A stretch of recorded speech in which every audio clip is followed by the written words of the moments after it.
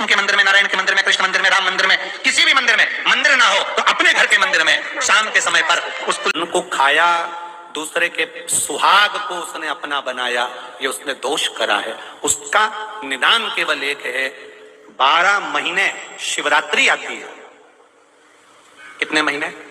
12 महीने शिवरात्रि आती है। सुनो पार्वती, 12 महीने की शिवरात्रि पर जब भक्त शंकर भगवान पर जल चढ़ाने के लिए आए, शिवालय में पूजन करने के लिए आए, दर्शन करने के लिए आए, उन शिवजी को जल चढ़ाने वाले भक्त का पांव शिवालय में जब पड़ेगा, वहां पानी गिरा हुआ होता है जहां कीचड़ हो जाता है। बोलो, गर्भगृह में गीला होता है कि नहीं होता? जम के बोलो जरा।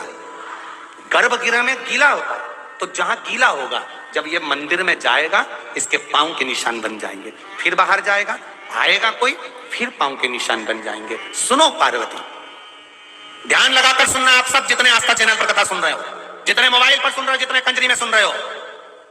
शिव मंदिर में जब ये भक्त जाएंगे, जल चढ़ाएंगे, फिर आएंगे, फिर जाएंगे। भक्त जब मंदिर के अंदर पहुंचता है, उसकी हाजिरी मणिभद्र भरता है। अंदर जाएगा, कीचड़ हो जाएगा। वो कीचड़ जब कोई धोएगा और धोने के बाद वो पानी बाहर जाएगा, देवव्रत से कह देना उस पानी को वो अपनी कन्या पर छीट दे।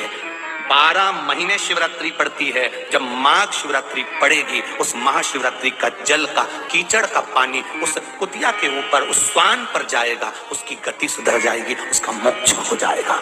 अब समझने वाली बात है महाराज कि शिवजी पर केवल एक लोटा जल चढ़ाने से जो पुण्य है, उससे अधिक पुण्य तो शंकर जी के मंदिर में पौछा झाड़ू लगाने से है। पौछा झाड़ू लगाने से वो जो कीचड़ हो गया है, उस कीचड़ का केवल धोने पर अगर छींटा भी लग गया इस शरीर को, उसको धोने पर इस शरीर पर थोड़ा सा भी भाग लग गया, तो समझिएगा कि जिंदगी संवर गई हमारी, हमारा जीवन सार्थक जीवन। 16 फरवरी से 22 फरवरी तक सीहोर में कुबेरेश्वर धाम पर रुद्राक्ष महोत्सव है। शिवरात्रि का समय होता है।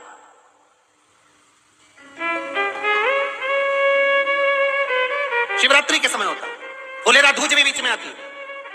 क्यों इतनी महत्वता? शिव कथा किसी दूसरी चीज को प्रकट करे ना करे, पर शिव कथा भगवान के चरणों में विश्वास प्रकट करती है। शिव कथा भगवान के चरणों में विश्वास प्रकट करती है। शिव कथा का एक नियम है, आप अपने जीवन में उतार कर रखिएगा कि यदि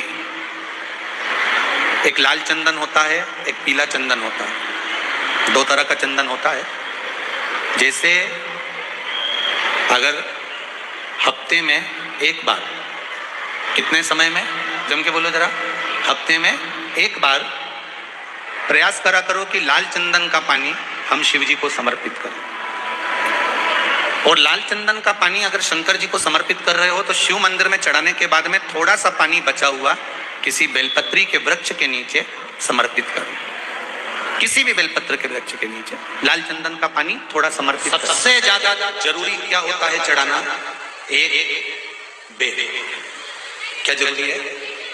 क्या बोलते हो? बेर की बोर, जो भी बोलते हो, जिसमें गुठली होती है और अपन लोग बोर खाते हैं, बेर खाते हैं। मात्र एक बोर, एक बेर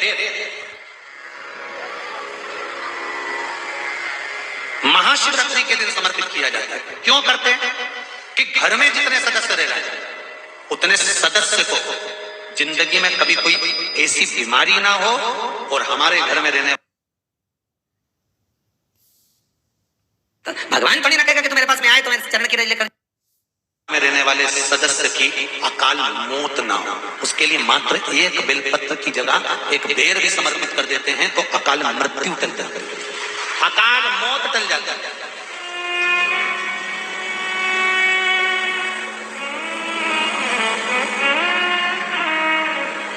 12 महीने शिवरात्रि आती है, जिसको 12 मासिक शिवरात्रि कहते हैं। हम कई लोगों से कहते हैं अगर जिंदगी में ज्यादा नियम नहीं ले सकते तो एक नियम ले लें, और उसका फल क्या होता है?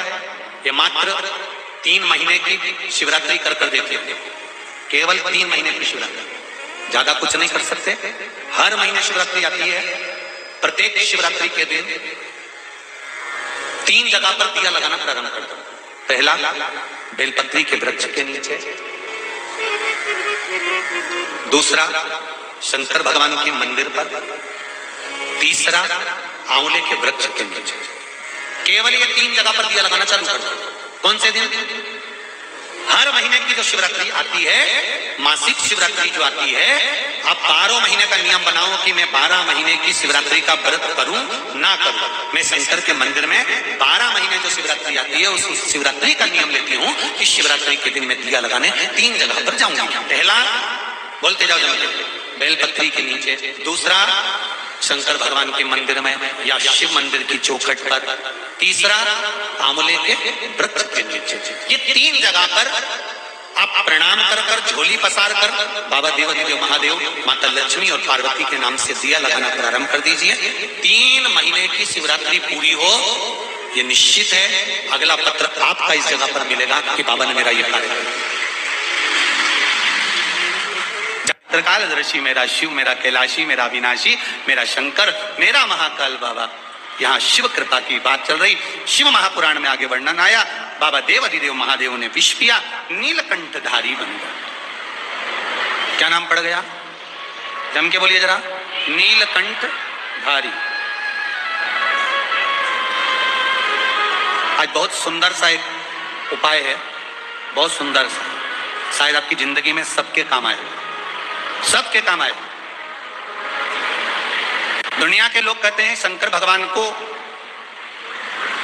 भांग प्रिय है, शिवजी नशा करते हैं, या लोग बाग चिलम दिखा देते हैं, चिलम पीते हैं। पर शिव महापुराण की कथा में कहीं ऐसा चरित्र नहीं आया कि हमारे हिंदू धर्म के कोई भी देवी देवता कोई नशा करते हैं, पुराणों में नहीं। हाँ, शिव नशे से मुक्त करते हैं। किससे मुक्त करते हैं? नशे से मुक्त। शंकर नशा मुक्त करते हैं। जैसे तंबाकू का सेवन करने वाले होते हैं और वो तंबाकू नहीं छोड़ पाते, आप कितना ही प्रयास करो उनके लिए, आप बहुत बोल लो, झगड़ा कर लो, और ऐसा नहीं है कि आप लोगों ने झगड़ा नहीं करा होगा, कितना करा होगा, ईमानदारी की बात बताओ। 4-5 दिन तो आप लोगों ने नए में तो रोटी भी नहीं खाई होगी झगड़ा के कारण। तुम तंबाकू छोड़ो, तंबाकू छोड़ो, वो तुम्हारे सामने नहीं खाए तो क्या हुआ, बेरू बाहर जाके खा ले, पर खाए तो सही। तो उसके लिए नीलकंठेश्वर महादेव का स्मरण करें। कौन से महादेव का करना है? नीलकंठेश्वर महाराज।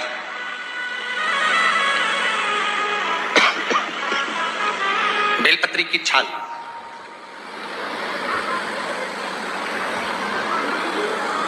या बेलपत्री की जड़, इसको घिसकर इसका चंदन तैयार कर लीजिए। चंदन बनाने के बाद में इसकी गोलियां बना लीजिए। गोली बनाकर शंकर भगवान के शिवलिंग के पास में 7 स्थान पर उसको रख दीजिए। नीलकंठेश्वर महादेव का स्मरण करिए नशे से मुक्त करने के लिए। ये तंबाकू वालों के लिए आज विशेष वर्णन है, ध्यान दीजिएगा। आप जो गोलियां बनाए हैं चंदन की, बेलपत्री की जड़ या बेलपत्री की छाल की, वो रख दें। महाराज नीलकंठेश्वर महादेव का स्मरण करें।